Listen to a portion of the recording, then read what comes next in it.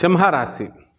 ఈ సింహరాశి వారికి మే నెల 2024 సంవత్సరానికి గాను ప్రొఫెసర్ డాక్టర్ ముల్లపూడి సత్యనారాయణమూర్తి నేను మాస రాశి ఫలితాలు చెబుతున్నాను.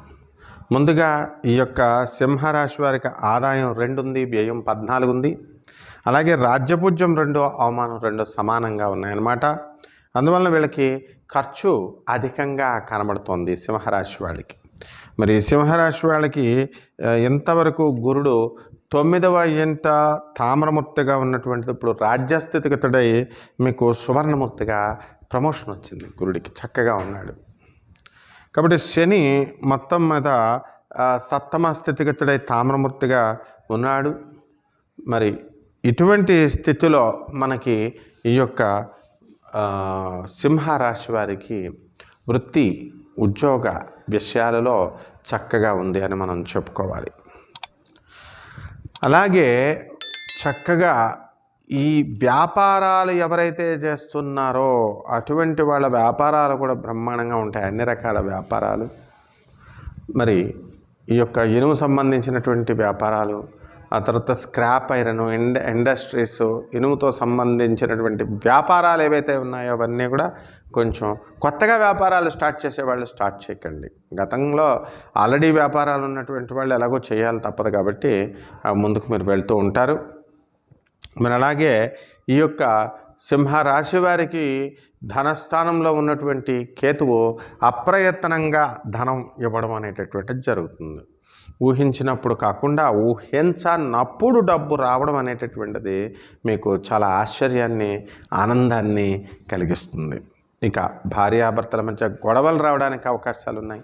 అనవసరమైనటువంటి వితండ బాధలు ఇవన్నీ కూడా చేసుకోవడానికి అవకాశాలు ఉన్నాయి. కాబట్టి అట్లాంటి వాటికి అవకాశం ఇవ్వకుండా వాదోపవాదాలు చేసుకోకుండా మనం కనుక జాగ్రత్తలు తీసుకున్నట్లయితే మరి ఈ యొక్క సింహరాశి వారికి బ్రహ్మాండంగా ఉంటుంది. ఇక సింహరాశి మగవాళ్ళు నిరుద్యోగులు ఉన్నారు. మరి ఇటువంటి వాళ్ళంతా కూడా వాళ్ళకు ఉద్యోగాలు వచ్చేటటువంటి అవకాశాలు ఉన్నప్పటికీ కూడా వాళ్ళు వాటిని ఉపయోగించుకోకుండా వాళ్ళు అనేక రకమైనటువంటి వ్యాపకాల్లో ఈ కోర్సులు నేర్చుకుంటాం, ఈ ఫీల్డ్లో ఉంటాం, ఈ వ్యాపారాలు చేస్తామని చెప్పి వాళ్ళు అలా వెళ్ళడం జరుగుతుంది.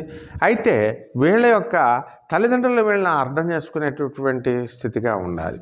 వాళ్ళకి ఇంట్రెస్ట్ లేనటువంటి ఫీల్డ్లో వెళ్ళడం వల్ల వాళ్ళు నష్టపోయేటటువంటి అవకాశాలు ఉన్నాయి. కాబట్టి వాళ్ళ యొక్క ఇంట్రెస్ట్ ఉన్నటువంటి ఫీల్డ్ని మనం ప్రోత్సహించాల్సినటువంటి అవసరం మరి ప్రతి ఒక్కళ్ళపైన ఉందన్నమాట.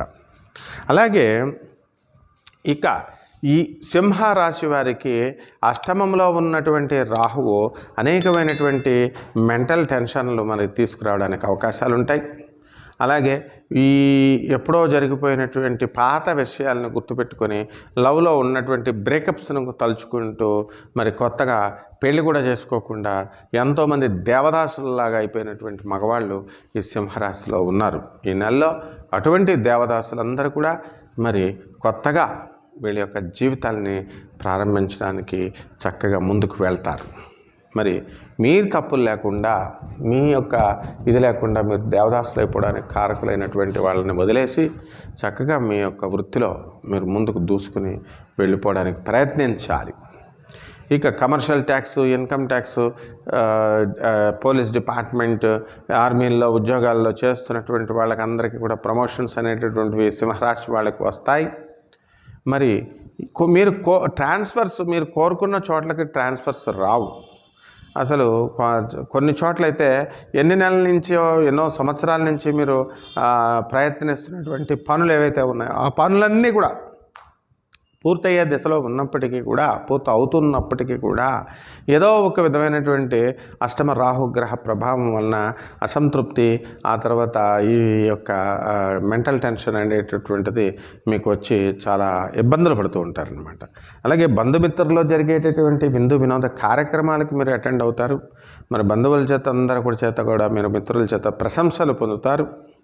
మరి మీకు సింహరాశి వాళ్ళకి ఎవరికైతే కోర్టు సమస్యల్లో ఉన్నటువంటి వాళ్ళు ఉన్నారు, వీళ్ళని రియల్ ఓనర్లను నమ్మి మీరు హాస్పిటల్ కట్టుకోండి, లేకపోతే మీరు మా బిజినెస్ కట్టుకోండి అని ఇస్తే లీజుకి, వీళ్ళు పాపం ఎంతో డబ్బు ఖర్చు పెట్టి ఇచ్చినప్పుడు, వాళ్ళు కట్టుకున్నప్పుడు వాళ్ళకి బ్రీచ్ ఆఫ్ కాంట్రాక్ట్ చేయడానికి అవకాశాలు ఉన్నాయి. కాబట్టి ఇటువంటి వాళ్ళు అట్లాంటి బ్యాలెన్స్డ్ మైండ్ లేనటువంటి వాళ్ళతో వ్యాపారాలు చేయకూడదు. వాళ్ళ దగ్గర లీజులవన్నీ కూడా మీరు తీసుకోకూడదు. తీసుకున్నట్లయితే మీరు పశ్చాత్తాపడేటటువంటి అవకాశాలు ఉంటాయి.